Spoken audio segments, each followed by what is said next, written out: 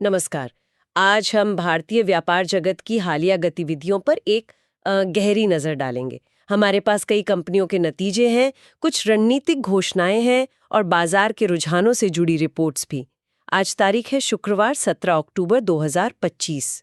हमारा मकसद है इन सभी स्रोतों से ज़रूरी जानकारी निकालना और उन ट्रेंड्स को समझना जो भारतीय इकोनॉमी और कॉर्पोरेट सीन को शेप दे रहे हैं। इसमें तिमाही नतीजे हैं, स्ट्रेटेजिक अनाउंसमेंट्स हैं, मार्केट ट्रेंड्स, रेगुलेटरी खबरें, काफ़ी कुछ है। तो चलिए शुरू करते हैं इसका विश्लेषण। तो सबसे पहले बात करते हैं नतीजों की। Q2 FY26 यानी दूसरी तिमाही के रिजल्ट्स का मौसम चल रहा है। आज ही रिलायंस इंडस्ट्रीज RIL के नतीजे आने वाले हैं। O2C और जियो कारोबार से काफ़ी उम्मीदें हैं। हाँ, बिल्कुल। हालांकि रिटेल सेगमेंट सुने थोड़ा पीछे रह सकता है। वैसे भी Q1 के बाद से स्टॉक पर कुछ दबाव तो बना ही हुआ है। हाँ, रिलायंस पर तो सबके नजरें रहेंगी। लेकिन अगर हम अब तक आए नतीजों को देखें तो एक मिक्स्ड पिक्चर दिख रही है। कुछ कंपनियों ने उम्मीद से बेहतर किया है, जबकि कुछ को थोड़ी मुश्किलों का सामना करना पड़ रहा है। अच्छा, जैसे IT सेक्टर से शुरू करें? हाँ, आईटी से करते हैं। इन्फोसिस को देखिए, प्रॉफिट साल दर साल 13% ऊपर, रेवेन्यू 9% बढ़ा। ये अनुमानों से बेहतर था। अरे वाह, फिर तो शेयर भागे होंगे। नहीं, यही तो बात है। इसके बावजूद शेयर करीब 2% गिर गया। हाँ, ऐसा क्यों? नतीजे अच्छे फिर भी शेयर नीचे? लगता है कि निवेशकों को शायद फ्यूचर गाइडेंस को लेकर क्या कहते हैं, कुछ चिंताएं हैं। मैनेजमेंट की कमेंट्री से शायद यही मतलब निकाला गया। अच्छा। दूसरी तरफ विप्रो है, उनका Q2 फ्लैट सा रहा। डील पाइपलाइन मजबूत है। H1 में 9.5 बिलियन की बुकिंग हुई है, जो आगे के लिए अच्छा है। हाँ, ये तो पॉजिटिव है। लेकिन तिमाही दर तिमाही प्रॉफिट 2.5% गिरा और स्टॉक वो 4% से ज्यादा लुढ़क गया। उन्होंने एक वन टाइम मार्जिन हिट का भी जिक्र किया है, मतलब मुनाफे पर एक बार का असर। तो मतलब IT की जो बड़ी कंपनियां हैं उनमें भी कहानी अलग अलग चल रही है। कोई ऐसी भी है जिसने इस ट्रेंड के विपरीत प्रदर्शन किया हो? हाँ, LT माइंडट्री, उनका Q2 काफी मजबूत रहा। रेवेन्यू QOQ 5.6% बढ़ा और PAT यानी प्रॉफिट आफ्टर टैक्स वो 10.1% बढ़ा। अच्छा। और वे वित्त वर्ष 2026 की दूसरी छमाही तक डॉलर टर्म्स में डबल डिजिट ग्रोथ का लक्ष्य रख रहे हैं। ये तो काफी महत्वाकांक्षी लगता है। बिल्कुल। और दिलचस्प बात यह है कि उनका स्टॉक IT सेक्टर के बाकी शेयरों के मुकाबले बेहतर चला। ये दिखाता है कि शायद उनका जो खास बिजनेस मॉडल है या क्लाइंट फोकस, वो इस माहौल में ज्यादा मजबूत साबित हो रहा है। तो IT में तस्वीर थोड़ी धुंधली है। कुछ दबाव में, कुछ बेहतर कर रहे हैं। अच्छा, अब उन बिजनेस पर आते हैं जो सीधे कस्टमर से जुड़े हैं, जैसे रेस्टोरेंट चेन्स। वहाँ कैसा चल रहा है? वहां दबाव दिख रहा है। जैसे सैफायर फूड्स जो KFC और पिज्जा हट चलाते हैं भारत में, उनका घाटा इस तिमाही बढ़कर 12.60 करोड़ रुपए हो गया। पिछले साल इसी तिमाही में ये करीब 3 करोड़ रुपए था। ओह, काफी बढ़ गया। वजह? कंपनी का कहना है कि एक तो लागत बढ़ गई है और दूसरा शहरी इलाकों में मांग थोड़ी नरम है। तो ये QSR सेक्टर की चुनौतियों को दिखाता है ना? हाँ, बिल्कुल। और banking sector? Ujjivan small finance bank के नतीजों की बात हुई थी। हाँ, उज्जीवन SFB का प्रॉफिट साल दर साल लगभग आधा हो गया। 233 करोड़ रुपए से घटकर 121.7 करोड़ रुपए रह गया। आधा? ये तो बड़ी गिरावट है। हाँ, लेकिन ये आंकड़ा फिर भी बाजार के अनुमानों से बेहतर था, इसलिए शेयर थोड़े ही गिरे। तो यहाँ भी मतलब मिली-जुली तस्वीर है। मार्जिन स्थिर हैं, एसेट क्वालिटी सुधरी है, पर प्रॉफिट गिरा है। ये दिखाता है कि छोटे बैंकों के लिए माहौल शायद अभी भी चैलेंजिंग है। और फार्मा सेक्टर का क्या हाल है? Q2 से क्या उम्मीदें हैं? फार्मा के लिए Q2 में कह सकते हैं एक मॉडरेट ग्रोथ की उम्मीद है। एक तरफ घरेलू GST का असर है और US जेनेरिक्स मार्केट थोड़ा कमजोर है। हाँ। लेकिन दूसरी तरफ नए प्रोडक्ट लॉन्च हो रहे हैं, बायोसिमिलर्स की बिक्री बढ़ रही है, तो उसका कुछ सहारा मिलेगा। तो यहाँ भी नेट मिला जुला असर ही दिखने की उम्मीद है। ठीक है। और कुछ और कंपनियों के नतीजों पर अगर सरसरी नजर डालें, क्या कुछ खास हाइलाइट्स हैं? हाँ, काफी हलचल है। कुछ मैन्युफैक्चरिंग कंपनियों ने बहुत अच्छा किया है, जैसे डिक्सन टेक्नोलॉजीज, इलेक्ट्रॉनिक्स वाली कंपनी। रेवेन्यू 33% और PAT 81% बढ़ा। 81%? हाँ शानदार। हाँ। स्पेशलिटी केमिकल्स में अनुपम रसायन का PAT 166% उछला। गजब। मैनोरमा इंडस्ट्रीज का रेवेन्यू 65% और PAT 105.5% बढ़ा। ये शायद मेक इन इंडिया और सप्लाई चेन शिफ्ट का असर दिख रहा है ना? ओ, हो सकता है, बिल्कुल। दूसरी तरफ मेटल्स में हिंदुस्तान जिंक ने मजबूत Q2 दिया। 2649 करोड़ का पीएटी और 10 रुपए प्रति शेयर का डिविडेंड भी। डिविडेंड भी? अच्छा। और श्री दिग्विजय सीमेंट का पीएटी तो 25 गुना बढ़ गया। 25 गुना? ये कैसे हुआ? हाँ, ये वाकई कमाल का आंकड़ा है। शायद पिछले साल का बेस बहुत कम रहा होगा या कोई खास वजह होगी। लेकिन जेएसडब्ल्यू स्टील के बारे में कुछ मिलीजुली रिपोर्ट्स आ रही थी। कहीं प्रॉफिट बहुत ज्यादा बढ़ा, कहीं गिरा। हाँ, जेएसडब्ल्यू स्टील के आंकड़ों में थोड़ा कंफ्यूजन है। कुछ रिपोर्ट्स कह रही हैं कि साल दर साल प्रॉफिट 300% से ज्यादा बढ़ा, जबकि दूसरी कह रही हैं कि तिमाही दर तिमाही 25.7% गिरा है। तो इसे थोड़ा ध्यान से देखना होगा। हो सकता है पिछले साल का बेस कम हो या क्यूओक्यू बेसिस पर कुछ लागत बढ़ी हो। समझ गई। और पीवीआर आइनॉक्स सिनेमा वालों का क्या रहा? उनके लिए अच्छी खबर है। रेवेन्यू 12.4% बढ़ा है और वे घाटे से निकलकर मुनाफे में आ गए हैं। चलो, ये अच्छी बात है। हाँ, सिनेमा इंडस्ट्री के लिए ये राहत की बात है। ठीक है, तो इन सभी नतीजों का अगर एक निचोड़ निकालें, क्या कहेंगे? देखिए, तस्वीर वाकई मिली जुली है। कुछ सेक्टर जैसे खास मैन्युफैक्चरिंग और कुछ हद तक आईटी, जहां एआई जैसी भविष्य की उम्मीदें हैं, वो लचीलापन दिखा रहे हैं। लेकिन क्यूएसआर जैसे जो सीधे उपभोक्ता से जुड़े व्यवसाय हैं, वो लागत और मांग के दबाव से जूझ रहे हैं। तो ये नतीजे हमें कंपनियों के करंट परफॉर्मेंस की एक झलक तो देते हैं, लेकिन कहानी यही खत्म नहीं होती है ना।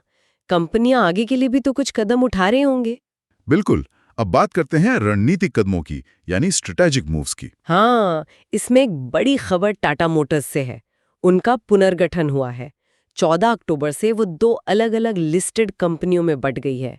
एक पैसेंजर व्हीकल्स के लिए, दूसरी कमर्शियल व्हीकल्स के लिए। हाँ, ये एक बहुत बड़ा डीमर्जर है। और दिलचस्प बात यह है कि टाटा टेक्नोलॉजीज अब पीवी वाली कंपनी का हिस्सा बन गई है। सही। इससे दोनों बिजनेस, मतलब पैसेंजर गाड़ियां और ट्रक बसें, उन पर अलग-अलग फोकस करने में मदद मिलेगी।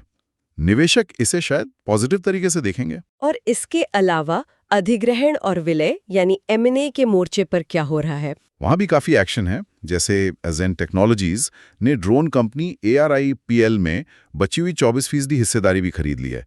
तो ARIPL अब उनकी 100% सब्सिडियरी हो गई। अच्छा। दिलीप बिल्डकॉन ने अपनी 7 हाईवे सब्सिडरीज को एक इनविट इंफ्रास्ट्रक्चर इन्वेस्टमेंट ट्रस्ट में ट्रांसफर कर दिया है। ये इंफ्रा एसेट से पैसा जुटाने का एक तरीका है। और ईज़माइट्रिप और ओनिक्स रिन्यूएबल के भी कुछ अधिग्रहण हुए थे। हाँ, ईज़माइट्रिप ने करीब 170 करोड़ रुपए के स्ट्रेटेजिक अधिग्रहण किए हैं, शायद अपनी सर्विसेज का दायरा बढ़ाने के लिए। और ओनिक्स रिन्यूएबल ने ओनिक्स सोलर में मेजॉरिटी हिस्सेदारी खरीदी है, रिन्यूएबल एनर्जी में अपनी पकड़ मजबूत करने के लिए। एक मोडीज नव निर्माण का भी जिक्र था। हाँ, उन्होंने अपनी सब्सिडियरी के साथ एक फास्ट ट्रैक मर्जर पूरा किया है। ये मुंबई रियल एस्टेट में लिस्टेड कंपनियों के बीच अपनी तरह का पहला बताया जा रहा है। तो ये सब दिखाता है कि कंपनियां ग्रोथ के लिए M&A का रास्ता काफी अपना रही हैं। ये तो हुई खरीदने बेचने की बात। क्या कंपनियां नए एरिया में विस्तार या डाइवर्सिफिकेशन भी कर रही हैं? बिल्कुल कर रही हैं। जैसे रोसारी बायोटेक, जो स्पेशलिटी केमिकल्स बनाती है, वो नए प्रोडक्ट्स ला रही है। और साथ ही साउथ ईस्ट एशिया और MENA रीजन जैसे नए विदेशी बाजारों पर फोकस कर रही है। अच्छा, विदेश में विस्तार? हाँ, और JTI इंडस्ट्रीज ने EV और रिन्यूएबल एनर्जी सेक्टर के लिए एक खास तरह का CC कॉपर लॉन्च किया है। MB इंडस्ट्रीज बड़े FIBC बैग बनाने के लिए UAE में सब्सिडियरी खोल रही है। FIBC बैग्स मतलब वो बड़े वाले बोरे। हाँ, वही इंडस्ट्रियल यूज के लिए। और किनेटिक वॉट्स एंड वोल्ट्स ने पुणे में अपना पहला EV शोरूम खोला है। फैशन रिटेलर बाजार स्टाइल भी लगातार नए स्टोर्स खोल रहा है। तो ये सब नए अवसरों को भुनाने की कोशिश है। और पार्टनरशिप और बड़े कॉन्ट्रैक्ट्स, वहाँ क्या चल रहा है? वहाँ भी काफी खबरें हैं। जीनेसिस इंटरनेशनल को टाटा मोटर्स से एक बड़ा ऑर्डर मिला है, उनकी गाड़ियों के लिए नेविगेशन और ADS मैप्स बनाने का। ADAS यानी एडवांस्ड ड्राइवर असिस्टेंस सिस्टम्स। बिल्कुल। KPI ग्रीन एनर्जी को SJVN से 200 मेगावाट सोलर प्रोजेक्ट के लिए करीब 700 करोड़ रुपए का LOA मिला है। स्ट्राइड्स फार्मा अफ्रीका में गर्भ निरोधक दवाओं के लिए पार्टनरशिप कर रही है। अफ्रीका में? इंटरेस्टिंग। हाँ, और JBM ऑटो को भारतीय सेना से 130 करोड़ से ज्यादा की ई-बसों का ऑर्डर मिला है। सेना के लिए ई-बसें? ये तो बड़ी बात है। हाँ, ये सेना के आधुनिकीकरण का हिस्सा लगता है। और भी कई कॉन्ट्रैक्ट्स हैं। HFCL को $32 मिलियन का एक्सपोर्ट ऑर्डर मिला है। ACME सोलर ने टाटा पावर के साथ PPA साइन किया है। सबरोज को रेलवे से AC पार्ट्स का ऑर्डर मिला है। बोंडा द इंजीनियरिंग को क्लीन एनर्जी सेक्टर से, MNB इंजीनियरिंग को यूएस से $24 मिलियन का एक्सपोर्ट ऑर्डर। और भारत फोर्ज का भी कुछ था। हाँ, भारत फोर्ज ने रोल्स रॉयस के साथ हवाई जहाज के इंजन के फैन ब्लेड बनाने का समझौता किया है। अच्छा। ये सब दिखाता है कि भारतीय कंपनियां ग्लोबल सप्लाई चेन में इंटीग्रेट हो रही हैं और घरेलू इंफ्रा प्रोजेक्ट्स में भी बढ़ चढ़कर हिस्सा ले रही हैं। ठीक है।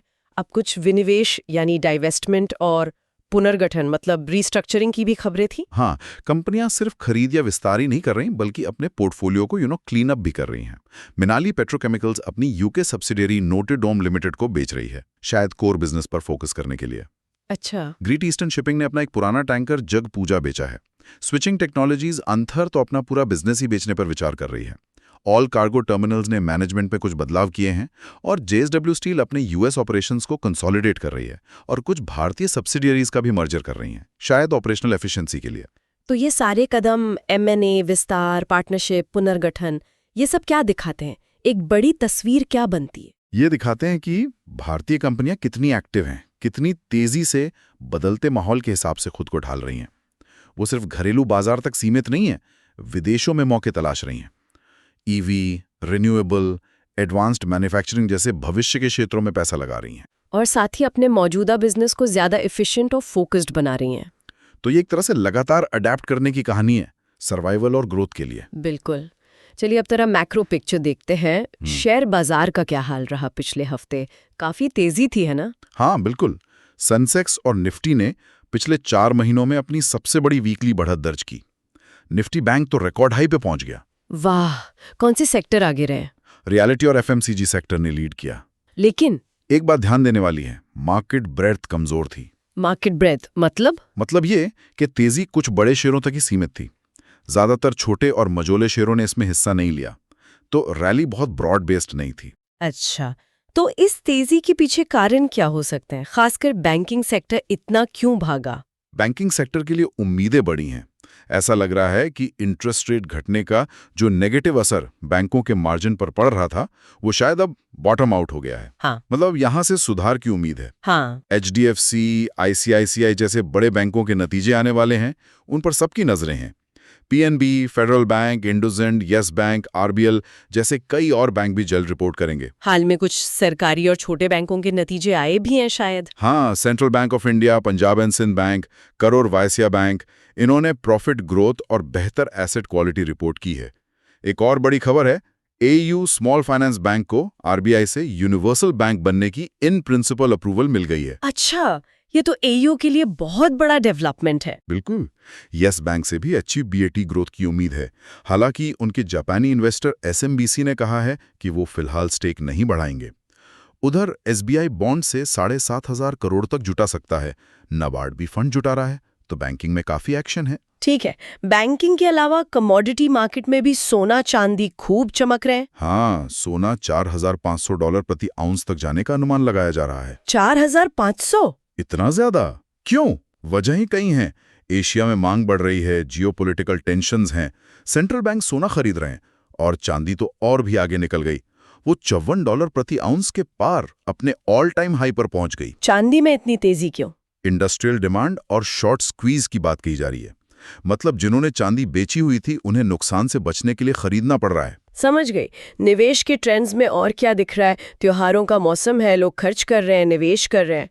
हाँ, एक अच्छी बात यह है कि भारत में म्यूचुअल फंड में निवेश लगातार बढ़ रहा है। लोग एसआईपी वगैरह ज्यादा कर रहे हैं। फेस्टिव सीजन बीमा कंपनियों के लिए भी अच्छा रहा। क्लेम पेमेंट में सालाना 35% की बढ़ोतरी हुई है। इसमें हेल्थ और लाइफ इंश्योरेंस पर जीएसटी छूट मिलने से भी मदद मिली। और खरीदारी, दिवाली की बिक्री कैसी रही? रिपोर्ट्स बता रही हैं कि कंज्यूमर ड्यूरेबल्स जैसे फ्रिज, टीवी, वॉशिंग मशीन, इनकी दिवाली बिक्री पिछले साल से 40-45% ज्यादा रही है। अरे वाह, 40-45%। ये तो बहुत अच्छा है। हाँ, ये दिखाता है कि उपभोक्ता खर्च में मजबूती है। अच्छा, अब ऊर्जा क्षेत्र की बात करें। तेल, गैस, सोलर, वहां भी काफी कुछ चल रहा है। एक तो भारतीय रिफाइनरियों ने पहली बार गुयाना से कच्चा तेल खरीदा है। गुयाना, दक्षिण अमेरिका से? हाँ, ये दिखाता है कि भारत अपनी एनर्जी सिक्योरिटी के लिए सप्लाई के सोर्स डाइवर्सिफाई कर रहा है। ग्लोबल लेवल पर रूस के राष्ट्रपति पुतिन ने कहा है कि तेल की मांग करीब 104.5 मिलियन बैरल प्रतिदिन है। घरेलू मोर्चे पर गेल इंडिया बायोगैस प्लांट के लिए समझौता कर रही है। एनएचपीसी ने राजस्थान में 300 मेगावाट का सोलर प्रोजेक्ट पूरा कर लिया है। सोलर में काफी काम हो रहा है। हाँ, बिल्कुल। शक्ति पंप सोलर इक्विपमेंट मैन्युफैक्चरिंग में निवेश कर रहा है और अडानी पावर को अपने गोड्डा प्लांट को ग्रिड से जोड़ने की मंजूरी मिल गई है। ये प्लांट बांग्लादेश को बिजली देता है। ठीक है। और नौकरियों के मोर्चे पर क्या खबर है? जॉब मार्केट कैसा है? वहां से अच्छी खबर है। अनुमान है कि H2 FY26 में जॉब ग्रोथ 4.4% रहेगी, जो H1 के 2.8% से काफी बेहतर है। ये तो पॉजिटिव संकेत है। हाँ, ये इकोनॉमी में रिकवरी का संकेत देता है। तो कुल मिलाकर बाजार की भावना थोड़ी पॉजिटिव लग रही है। हाँ, कुछ कंपनियों के अपने मुद्दे हैं, लेकिन banking, festive spending, energy sector से सपोर्ट मिल रहा है, लेकिन वो मार्केट ब्रेथ वाली बात ध्यान में रखनी होगी। बिल्कुल। आखिर में कुछ रेगुलेटरी और गवर्नेंस वाली खबरों पर भी नजर डाल लेते हैं। सेबी की तरफ से एक बड़ी खबर आई है। हाँ, सेबी ने इंडियन एनर्जी एक्सचेंज यानी IEX के शेयरों में एक बड़ी इनसाइडर ट्रेडिंग स्कीम का पर्दाफाश किया है। इसमें करीब 173 करोड़ रुपए की हेराफेरी का आरोप है। कहा जा रहा है कि पुट ऑप्शंस का इस्तेमाल हुआ और CERC की गोपनीय जानकारी लीक की गई। 173 करोड़? ये तो बहुत बड़ा मामला है। हाँ, ये दिखाता है कि सेबी मार्केट मैनिपुलेशन को लेकर कितनी सख्त है। इंडसइंड बैंक से जुड़ी भी कुछ खबर थी, उन्होंने कोई सफाई दी है? हाँ, इंडसइंड बैंक ने मीडिया रिपोर्ट्स पर क्लैरिफिकेशन दिया है। बैंक का कहना है कि जिस 255 करोड़ के अकाउंटिंग इशू का जिक्र हो रहा है, वो कोई नई बात या नई जांच नहीं है। इसे बैंक ने पहले ही अप्रैल 2025 की रिपोर्ट में डिस्क्लोज किया था और FY 24-25 के फाइनेंशियल स्टेटमेंट्स में एडजस्ट कर लिया गया है। तो ये निवेशकों की चिंता दूर करने की कोशिश है। अच्छा, और कॉर्पोरेट गवर्नेंस के लिहाज से कुछ और बदलाव, जैसे अपॉइंटमेंट्स, इस्तीफे? हाँ, कई बदलाव हुए हैं। डिक्सन टेक ने नए डायरेक्टर फाइनेंस नियुक्त किए हैं। DCB बैंक ने वोल टाइम डायरेक्टर्स की नियुक्ति के लिए अपने AOA में बदलाव को मंजूरी दी है। हिंदुस्तान जिंक, अतुल लिमिटेड, कॉनकोर में सरकारी और इंडिपेंडेंट डायरेक्टर्स नियुक्त हुए हैं। ग्लोबल सर्फेसेज ने एक इंटरेस्टिंग मूव किया है, अपने चेयरमैन और MD को ही CFO भी बना दिया है। एक ही व्यक्ति 3 पदों पर। हाँ, टीवी विजन ने नए कंपनी सेक्रेटरी CS नियुक्त किए। वहीं डायनामिक पोर्टफोलियो के CS ने नॉन कंप्लायंस का हवाला देते हुए इस्तीफा दे दिया है। और कुछ अन्य कॉर्पोरेट एक्शन जो ध्यान देने लायक हो? हाँ, कुछ और चीजें हैं। शैले होटल्स ने अपने प्रेफरेंस शेयर्स रिडीम किए हैं। कोरे फूड्स और EL फूड्स को प्रोमोटर रिक्लासिफिकेशन के लिए BSE से मंजूरी मिली है। न्यूरेका को मर्जर के बीच बायबैक के लिए सेबी की मंजूरी मिली है। HDFC AMC 1.1 बोनस शेयर के लिए अप्रूवल ले रही है। बोनस शेयर निवेशकों के लिए अच्छी खबर। हाँ, उत्कर्ष SFB राइट्स इशू ला रहा है। कैलकॉम विजन ने अपनी ऑथोराइज्ड शेयर कैपिटल बढ़ाई है। सैंडू फार्मा भी प्रोमोटर रिक्लासिफिकेशन के लिए अप्रूवल मांग रही है। और LKP फाइनेंस अपना नाम बदलने और NBFC लाइसेंस सरेंडर करने पर विचार कर रही है। तो ये सब दिखाता है कि कंपनियां लगातार अपनी कैपिटल स्ट्रक्चर, शेयर होल्डिंग और रेगुलेटरी स्टेटस को ऑप्टिमाइज कर रही हैं। बिल्कुल, गवर्नेंस और कंप्लायंस हमेशा ही महत्वपूर्ण होते हैं, और सेबी की IEX वाली कार्रवाई ये दिखाती भी है। ठीक है, तो आज की इस चर्चा को यहीं समेटते हैं। हमने काफ़ी कुछ कवर किया, नतीजों के उतार चढ़ाव, कंपनियों के strategic moves, market rally, commodity का उछाल और रेगुलेटरी एक्शन। मुख्य बातें क्या निकल कर आ रही हैं? देखिए, कुछ सेक्टर्स जैसे IT, जहां AI की उम्मीदें हैं, भले ही अभी दबाव हो, और बैंकिंग वो मजबूती दिखा रहे हैं। रिन्यूएबल एनर्जी और कुछ खास मैन्युफैक्चरिंग सेगमेंट्स में अच्छी ग्रोथ दिख रही है। लेकिन जो कंज्यूमर फेसिंग बिजनेस हैं जैसे QSR, वो लागत और मांग में नरमी की चुनौतियों से जूझ रहे हैं। यहाँ जो आकर्षक बात है वो ये देखना है कि कैसे बड़ी स्थापित कंपनियां और नए खिलाड़ी इस कॉम्प्लेक्स माहौल में नेविगेट कर रहे हैं। उन्हें एक साथ कई चीजों से निपटना पड़ रहा है। ग्लोबल फैक्टर्स, घरेलू मांग में बदलाव, AI जैसी टेक्नोलॉजी का डिसरप्शन और सस्टेनेबिलिटी पर बढ़ता फोकस, है ना, जैसे EVs, सोलर, बायोगैस। हाँ, बिल्कुल। तो कुल मिलाकर ये भारतीय अर्थव्यवस्था की एक बहुत ही डायनामिक और लगातार बदलती तस्वीर पेश करता है। निरंतर अनुकूलन, एडेप्टेशन, चाहे वो नए बाजारों में जाना हो, नई तकनीक अपनाना हो या अपने ऑपरेशंस को स्ट्रीमलाइन करना हो, वही आज के समय में मेरे ख्याल से सफलता की कुंजी है। और जाते जाते एक विचार छोड़ जाते हैं। हमने देखा कि कैसे कंपनियां नए ज्योग्राफिकल एरियाज जैसे रसारी का साउथ ईस्ट एशिया, मीना जाना, और नए सेक्टर्स जैसे JTL का EV कॉपर, स्ट्राइड्स का अफ्रीका, JBM का सेना को बसें देना में जा रही हैं। तो क्या ये संभव है कि आने वाले सालों में भारतीय व्यापार की जो पारंपरिक भौगोलिक और क्षेत्रीय सीमाएं हैं वो और भी धुंधली हो जाए। भारतीय कंपनियों के लिए भविष्य में ऐसे कौन से नए ग्लोबल अवसर उभर सकते हैं जिन पर शायद अभी हमारा ध्यान भी नहीं गया है? इस पर जरूर सोचिएगा।